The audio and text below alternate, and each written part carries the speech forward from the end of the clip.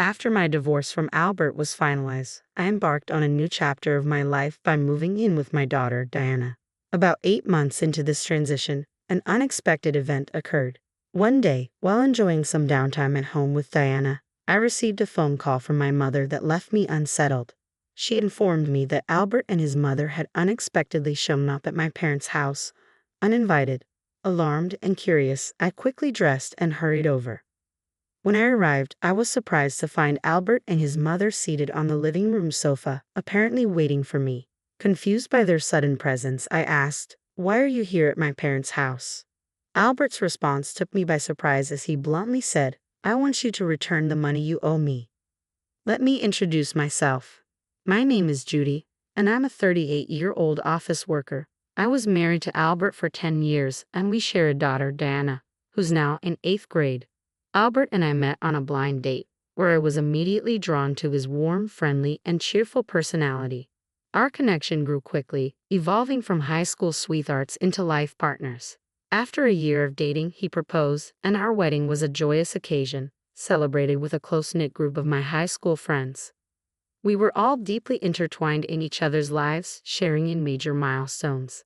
As time went on, each of my friends found their own partners and got married, forming a tight circle of married couples. I was happy and believed our home would always be a sanctuary of love and support. As we matured, our group transitioned from carefree singles into married adults. When I announced my pregnancy, it seemed like my friends were right behind me, with many also starting their own families. Before long, we had become a circle of mothers, sharing the joys and challenges of parenthood together. It felt like we were navigating the waves of life side by side, and I believed our bond would last a lifetime. I cherished my roles as both a wife and mother, while being equally passionate about my career. After graduating from college, I landed a position in the planning and development department of a large corporation. My days were packed, and the work was demanding but fulfilling. Every day brought new challenges and lessons. One of my friends, a stay-at-home mom, once teased me, saying, "Judy, you're a workaholic, but you somehow manage to maintain a wonderful family life. It's like you're living two lives." She admired my strength, though I often joked that I wished I had the energy of a man half my age. Both Albert and Diana played vital roles in helping me unwind after a long day at the office, bringing balance and joy to my life when I returned home. As I walked through the door, I was greeted by Diana's bright voice, "Oh, Mommy, welcome home." Her youthful enthusiasm and warm hugs melted away the fatigue of the day. Albert had transitioned to part-time work at a local cafe after Diana was born, allowing him to take on the primary responsibilities of picking her up from school and preparing dinner. This arrangement not only supported my career but also ensured that I returned home to a freshly cooked meal, which was a tremendous relief. Albert's thoughtful cooking allowed me to unwind and feel rejuvenated. Evenings at home became a cherished ritual. Diana and I would often take baths together, chatting about our days and sharing little stories. These simple, everyday interactions were a source of immense joy and fulfillment. My life felt like a beautiful balance of professional achievements and home life bliss, all made possible by the unwavering support and kindness of Albert and Diana. Their encouragement not only fueled my energy but deepened my dedication and passion for work. Together, we had crafted a life that was both busy and rewarding, proving that with the right support, it was possible to have it all. As my career progressed and I achieved significant milestones, I was rewarded with a promotion. With this new position came increased responsibilities, leading to more overtime and later arrivals home. By this time, Diana had grown older and better understood the demands of my job, which allowed her to manage more on her own. Meanwhile, Albert also began increasing his hours at the cafe, further immersing himself in the world of coffee. Recently, I've taken to exploring various coffee shops, enjoying the unique coffee beans they offer. Just today, I had brought home some beans along with cakes from a new bakery I had discovered. I suggested we enjoy them together with a cup of coffee, excited to share this with Albert, who had become quite passionate about roasting and experimenting with different types of beans at his job. The coffee he brewed at home had become exceptionally good. Though Albert and Diana were always supportive of my career, I couldn't ignore the subtle changes within our family. Despite their understanding, I began to notice a gradual distancing between us. The first sign something was amiss came when Diana approached me with concern. "What's up? You wanted to talk about something," I asked her the other day. When I went to see a movie with friends, I saw Dad with another woman," Diana revealed, her voice tinged with uncertainty. I froze, completely caught off guard by her words. She continued, "They weren't holding hands or anything, but they seemed close. Lately, I've noticed Dad talking on the phone a lot before you get home. Sometimes he's so into it that he doesn't even listen to me. He looks really happy when he's on the phone. At first, I thought he was talking to you, but after seeing him with that woman, I'm starting to wonder if he's been talking to her instead." As she spoke, I could see the sadness in her expression. Diana was in middle school, and it was clear she was becoming more aware of things like this. It hurt me to see how troubled she was. The idea that Albert, who I believed always put Diana first, might be involved with someone else was devastating. I knew I had to handle this delicately for the sake of our family. "I'm so sorry, sweetie. I had no idea we were making you feel this way. I've been too focused on work, haven't I said, feeling a pang of guilt as I looked at her. Diana quickly reassured me. "No, it's okay that you work hard, Mom. Don't feel bad about that." Her maturity in that moment was beyond her years, and I was deeply touched by her understanding. "Thank you, Diana," I replied, my heart heavy. "I'll talk to your dad about this. If it turns out he's having an affair, I might have to consider a divorce. Is that something you're okay with?" She nodded solemnly. "I don't like the idea of Dad having an affair. Knowing that and still being with him would just make me feel worse."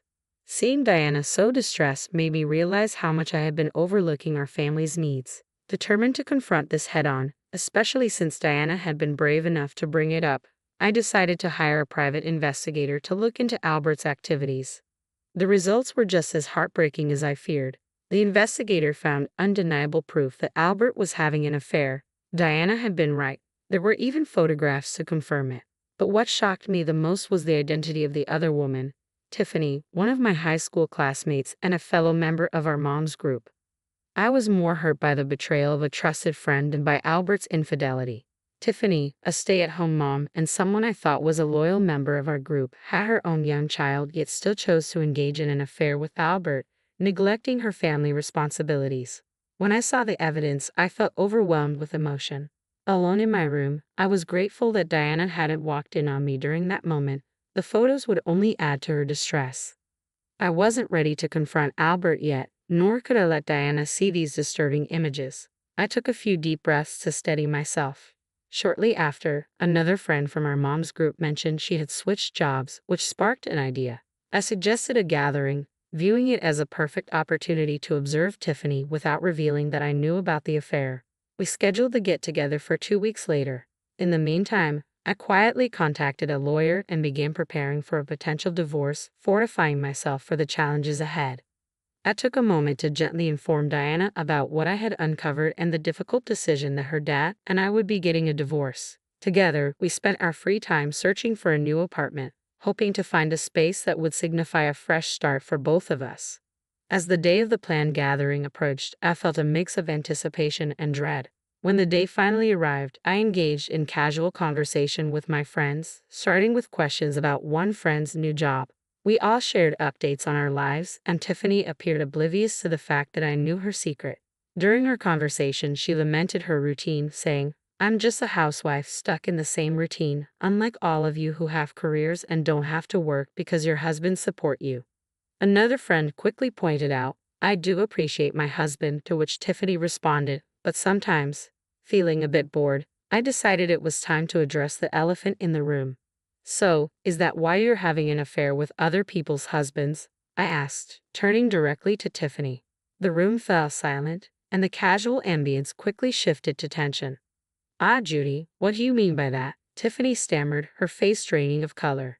"It seems that Tiffany is having an affair with my husband, Albert," I declared plainly. "What?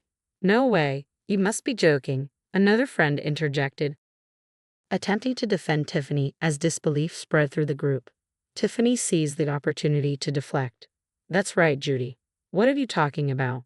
You must have confused me with someone else." "Oh, really?" I countered, my voice steady. "Then why don't you all take a look at this?"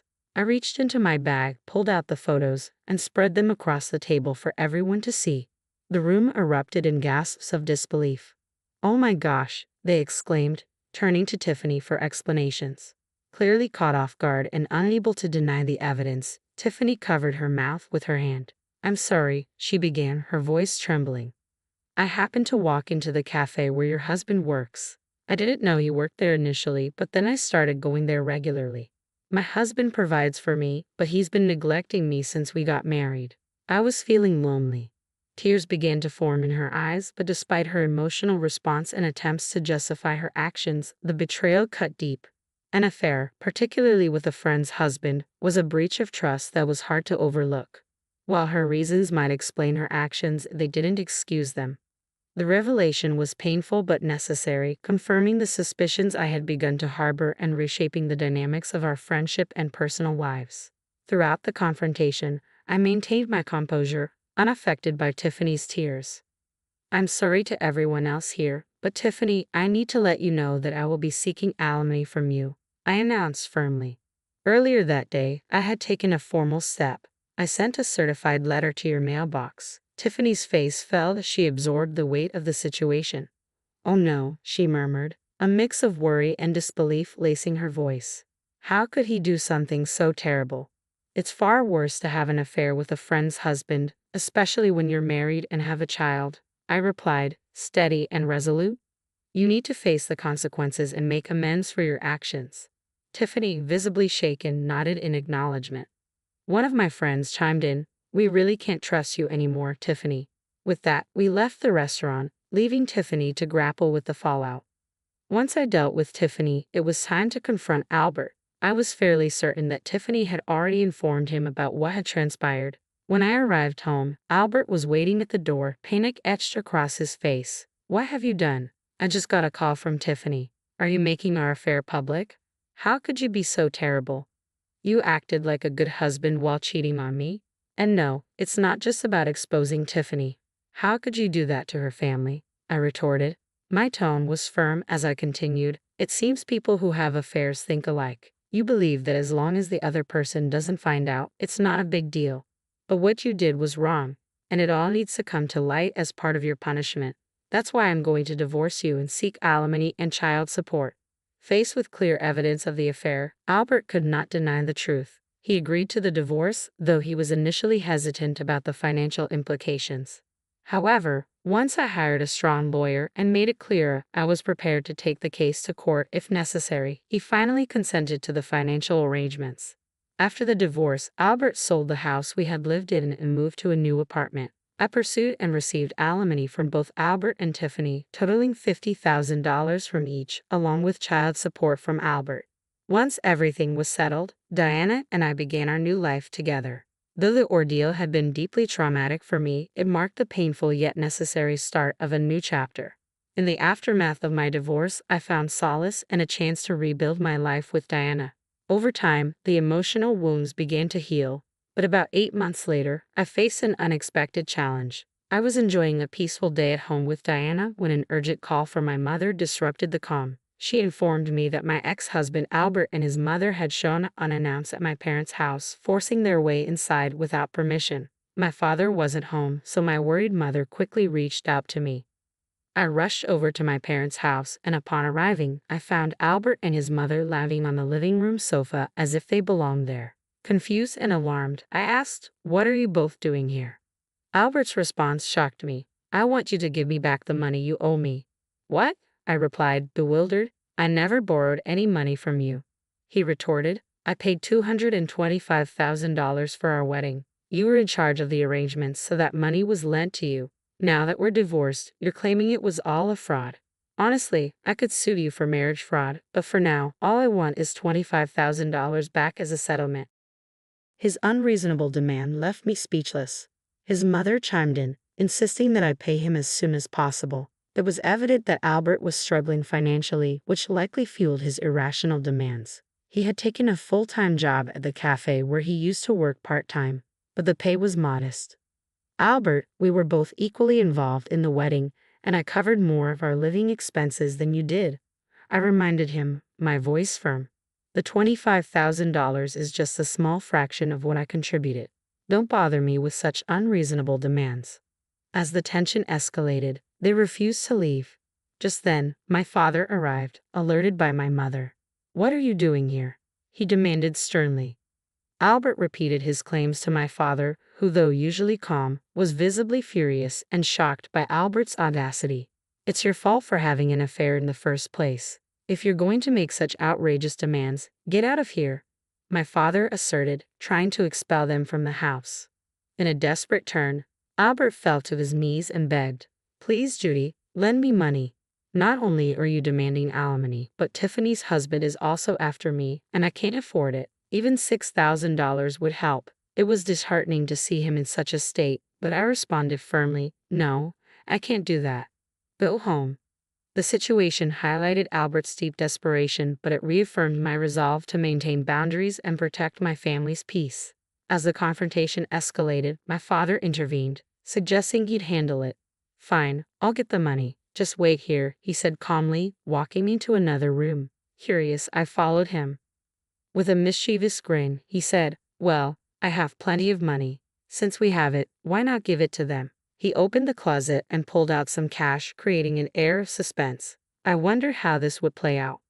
My father put the bills into an envelope and handed it to Albert. With satisfied faces, my ex-husband and his mother left, thinking their scheme had worked.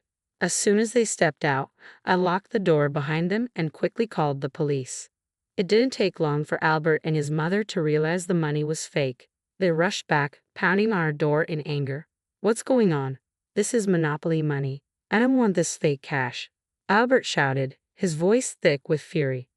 I couldn't help but laugh as I responded through the door. "Since we have so much of it, I thought I'd share it with you." Albert's frustration peaked, and he began kicking the door. Their actions only escalated the situation further. Fortunately, the police arrived just in time to catch them in the act, drawing the attention of the neighbors, many of whom witnessed their arrest. In the end, not only did Albert not get any money, but he was also fined for the disturbance and had to cover the damage to our front door. Ironically, one of the bystanders was a regular at the cafe where Albert worked, and word of his antics spread quickly. As a result, Albert lost his job and struggled to find new work, ultimately moving back in with his parents. His in-laws had to cover his alimony and child support payments. To safeguard my family further, I filed a restraining order against my former in-laws, ensuring that any future incidents would lead to an immediate police response. Now, life is more peaceful and fulfilling. I'm devoted to working hard and cherishing the time spent watching my daughter, Diana, grow up.